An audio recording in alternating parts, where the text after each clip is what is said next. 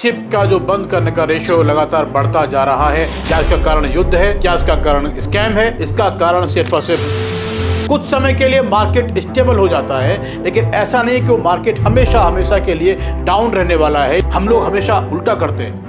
जब मार्केट ऊपर जाता है तो खरीद लेते हैं, जब मार्केट नीचे आता है तो बेच देते हैं। युद्ध से, स्कैम से डरने की आवश्यकता बिल्कुल नहीं है। युद्ध के कारण शिप को बंद कर लिया बहुत से लोगों ने। आपने भी सुना होगा कि शिप का जो बंद करने का रेशो लगातार बढ़ता जा रहा है, नई शिप होने का रेशो कम होता जा रहा है।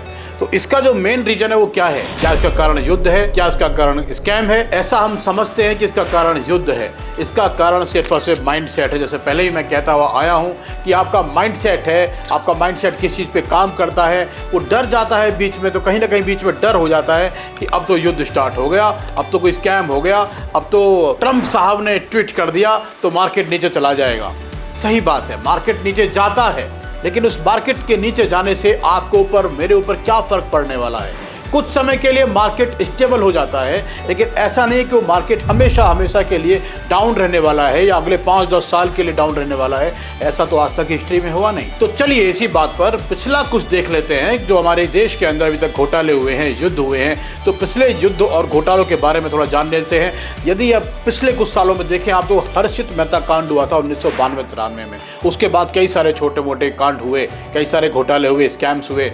उसके बाद 2000 में .com घोटाला हुआ, .com स्कैम हुआ। फिर 2004 में 2G 3G ये स्पेक्ट्रम घोटाला आ गया। उसके बाद भी घोटाले हुए। युद्ध की बात करें तो ईरान इराक का युद्ध हुआ, लीबिया का हुआ, अफगानिस्तान का युद्ध हुआ। उसके बाद रशिया यूक्रेन का युद्ध चल रहा है, गाजा इजराइल का युद्ध हुआ। अभी हम बात करें तो यूएस और ईरान का युद्ध चल रहा है, अमेरिका और ईरान का युद्ध चल रहा है, उसके अंदर इजराइल भी शामिल है।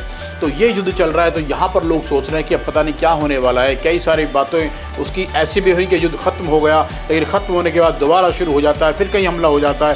तो ये भी ख़त्म होने का नाम नहीं ले रहा है। होता क्या है, ये हमारे दिमाग में बात आ जाती है कि अब मार्केट ग्रो नहीं करेगा और हम अपनी शिप को बंद कर देते हैं। तो युद्ध कारण बन जाता है या कोई घोटाला कारण बन जाता है शिप बंद करने का।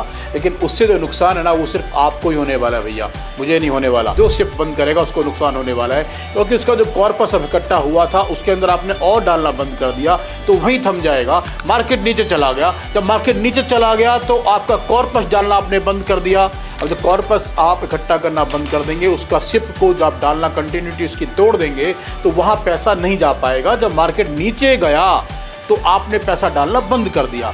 तो जो यूनिट आपको सस्ते में मिलने थे और ज़्यादा यूनिट्स आने थे, तो आपने तो पैसा डाला ही नहीं, तो उसका बेनिफिट आपको नहीं मिल पाएगा। देखिए, लगातार शिप जो है ये लगातार इन्वेस्टमेंट करने का प्रोसेस है। इसका नाम ही है ship, SIP, ship, systematic investment plan.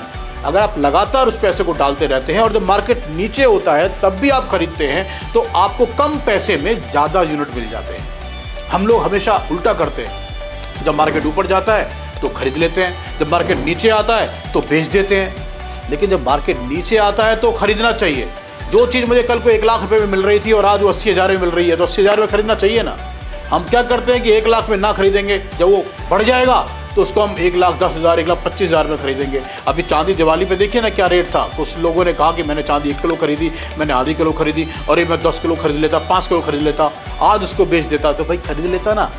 और चांदी 4 लाख गई थी तो उस समय लोगों ने बेची नहीं, कुछ लोगों ने 4 लाख में खरीदी, अब नीचे चली गई तो वहाँ पर उनको घाटा है। तो लेकिन अब वो दोबारा चांदी खरीदेंगे तो ऐसा नहीं कि उनको और लॉस हो जाएगा। अगर वो कुछ सालों बाद उसको बेचेंगे या सेल करेंगे, उसकी वैल्यू देखेंगे तो कहीं ज़्यादा ही होगी ना। तो युद्ध हो जाए, घोटाला हो जाए, इनसे कोई फ़र्क नहीं पड़ने वाला है भैया। 140 करोड़ से ज़्यादा जनसंख्या है हमारी, हम भारत हैं, वी आर इंडिया। अपने देश के अंदर बहुत ज़्यादा कंजप्शन है, अपने देश के अंदर बहुत ज़्यादा प्रोडक्शन बढ़ा है, मैन्युफैक्चरिंग बढ़ी है, लोग पैसा खर्च कर रहे हैं, हमारी इकोनॉमी हमारे हाथ में है। तो हमारे ऊपर बाहर के युद्धों का फर्क नहीं पड़ता है। हमारी इकोनॉमी के ऊपर, हमारी शिप के ऊपर, हमारे मार्केट के ऊपर बहुत दिनों तक वो फर्क बने नहीं रहता है। पिछले जो चीज़ें हुई, युद्ध हुई, स्कैम हुए, तो वो फर्क कुछ दिन तक रहा है ना। कोविड की बात करें तो कोविड के बाद देखिए ना, मार्केट ऑल टाइम हाई बना रहा। लेकिन अभी बात आती है कि अब पता नहीं कब हाई बनेगा।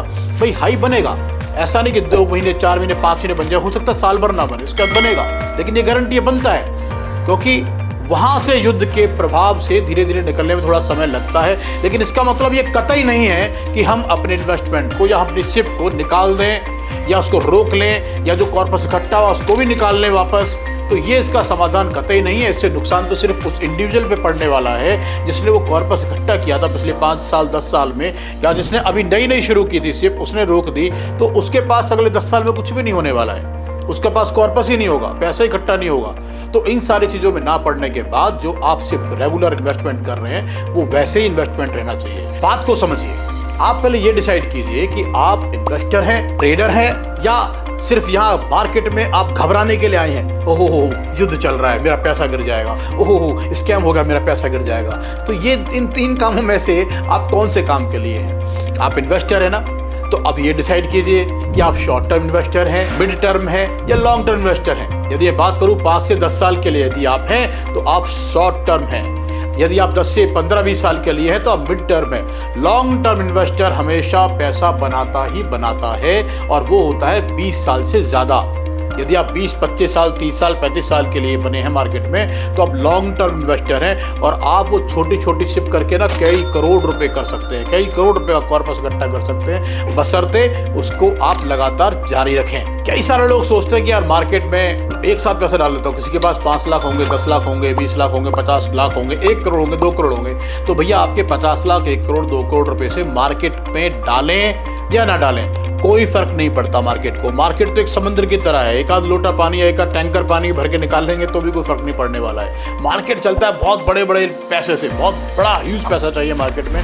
आपको 5-10 करोड़ 20 करोड़ 50 करोड़ मार्केट को हिला नहीं सकता, हिला भी नहीं सकता वो, समझ रहे हैं? तो आपके पास जो 5-10 लाख रुपए हैं उसके लिए आपको एक स्ट्रेटेजी बनानी चाहिए, उसको एक साथ नहीं डालना चाहिए। अपने एक साथ डाल दिया और यहाँ से भी और 20% नीचे हो गया तो आपका एक्सपीरियंस ही खराब हो जाएगा।